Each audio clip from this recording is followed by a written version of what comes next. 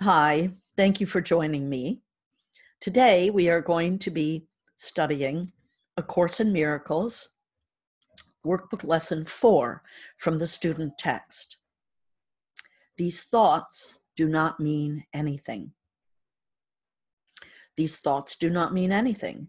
They are like the things I see in this room, on this street, from this window, in this place.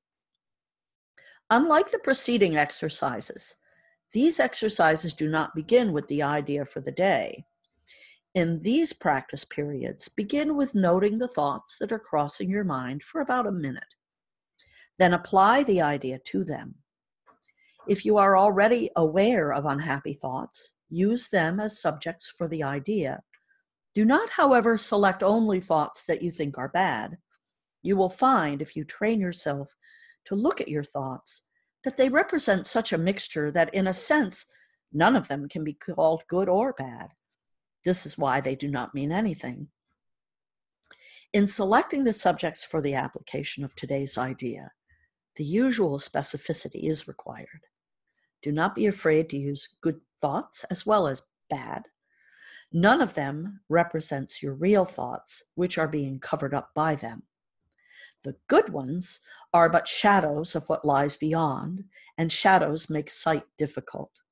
The bad ones are blocks to sight and make seeing impossible. You do not want either. This is a major exercise and will be repeated from time to time in somewhat different form. The aim here is to try to train you in the first steps toward the goal of separating the meaningless from the meaningful. It is a first attempt in the long-range purpose of learning to see the meaningless as outside of you and the meaningful within. It is also the beginning of training your mind to recognize what is the same and what is different. In using your thoughts for application of the idea for today, identify each thought by the central figure or event it contains. For example, this thought about blank does not mean anything. It is like the things I see in this room, on this street, etc. You can also use the idea for a particular thought that you recognize as harmful. This practice is useful, but it is not a substitute for the more random procedures to be followed for the exercises. Do not, however, examine your mind for more than a minute or so at any given time. You are too inexperienced as yet to avoid a tendency to become pointlessly preoccupied. Further, these exercises are the first of their kind. You may find the suspension of judgment in connection with the thoughts particularly difficult. Do not repeat the exercises more than 3 or 4 times during the day, and we'll return to them later. So this is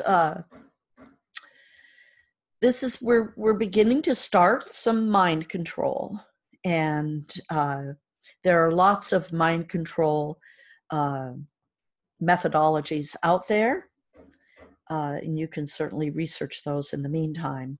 I wouldn't suggest studying any other form of mind control while you're studying A Course in Miracles, because this is a very specific program, and each of them have their own unique programs. I guess I'll share my personal experience. I didn't use A Course in Miracles to do my mind control when I really became dedicated to it. I simply picked a 10-word phrase and I memorized it.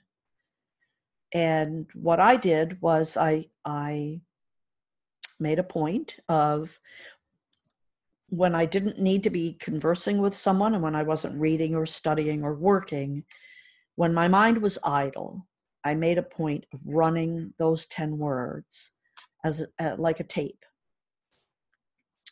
It's a different form of mind control. The reason I'm sharing it is that I have my own personal experience that learning how to control our thoughts and our minds is a very worthy endeavor. So I hope you'll enjoy this exercise, and I hope you'll join me tomorrow or whenever for the next lesson, lesson 5. And if you're curious what the 10 words are, they are I am whole, perfect, strong, powerful, loving, harmonious, and happy. And they actually, I think, appear in that order in a book called The Secret by Rhonda Byrne. Goodbye for today, and I'll see you next time. Thank you for joining me.